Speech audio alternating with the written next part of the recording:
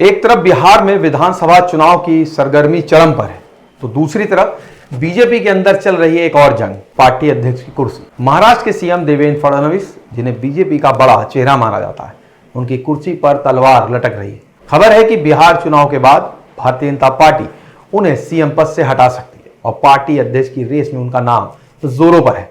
लेकिन रुकिए, इस रेस में और भी कई दिग्गज शामिल हैं।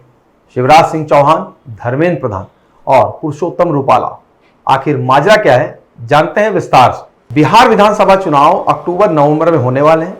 अभी तक भारतीय निर्वाचन आयोग ने तारीखों का ऐलान नहीं किया है, लेकिन सितंबर में शेड्यूल आने की उम्मीद है। बिहार में नीतीश कुमार की अगुवाई में एनडीए की सरकार चल रही है और बीजेपी इस बार पूरा जोर लगा रही है। लेकिन इस बीच बीजेपी के अंदर एक बड़ा खेल चल रहा है। पार्टी के अगले राष्ट्रीय अध्यक्ष का चयन होना है। वर्तमान अध्यक्ष जेपी नड्डा का कार्यकाल खत्म हो रहा है और उनके उत्तराधिकारी के लिए पार्टी में मंथन जोरों पर है। इस रेस में महाराष्ट्र के सीएम देवेंद्र फडणवीस का नाम अचानक उछला है।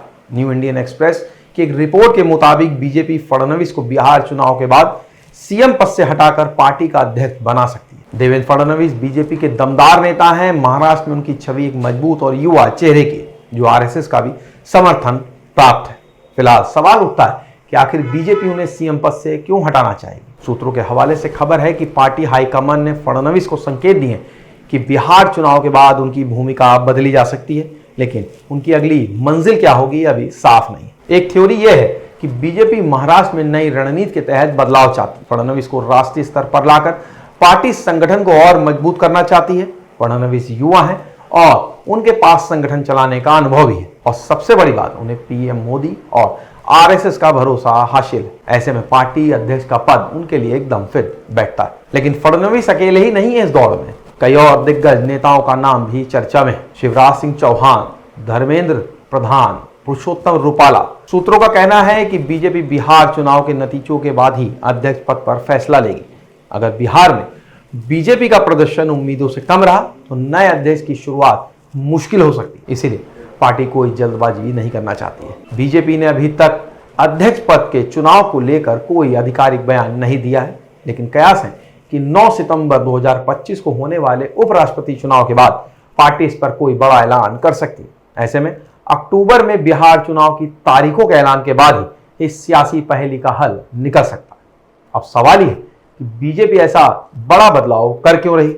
दरअसल बीजेपी 2024 के लोकसभा चुनाव में पूर्ण बहुमत से चूक गई, जिसके बाद संगठन में नई जान फूंकने की जरूरत महसूस की जा रही है।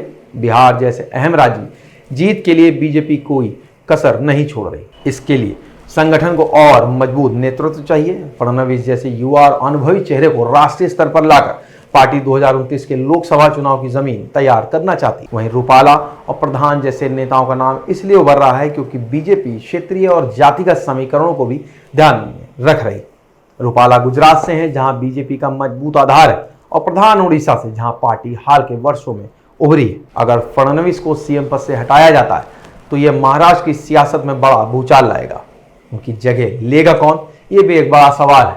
फडणवीस ने इस खबर पर अब तक कोई टिप्पणी नहीं की है, लेकिन उनकी चुप्पी सियासी गलियारों में चर्चा का विषय बनी है। अगर उन्हें अध्यक्ष बनाया जाता है तो ये उनके लिए राष्ट्रीय स्तर पर और बड़ी जिम्मेदारी होगी। लेकिन अगर ऐसा नहीं हुआ तो क्या वे महाराष्ट्र में अपनी पकड़ बनाए रख पाएंगे, ये देखना दिलचस्प होगा। बिहार चुनाव और बीजेपी के अध्यक्ष पद की रेस के एक साथ सियासी माहौल को गरमा रहे हैं। फडणवीस की कुर्सी जाएगी या बचेगी? शिवराज, प्रधान, रूपाला, कौन होगा बीजेपी का अगला अध्यक्ष? ये सवाल हर सियासी गलियारों में गूंज रहा है। बिहार चुनाव के नतीजे और उपराष्ट्रपति चुनाव के बाद इस पहेली का हल मिलेगा, क्योंकि बीजेपी का अगला कदम गेम चेंजर साबित हो सकता है। आपको क्या लगता है, कौन होगा भारतीय जनता पार्टी का अगला राष्ट्रीय अध्यक्ष? हमें कमेंट सेक्शन बॉक्स में जरूर बताएं। वीडियो को लाइक करें, शेयर करें और चैनल को सब्सक्राइब नहीं किया हो तो आज ही करें। मिलेंगे एक नए वीडियो के साथ। नमस्कार।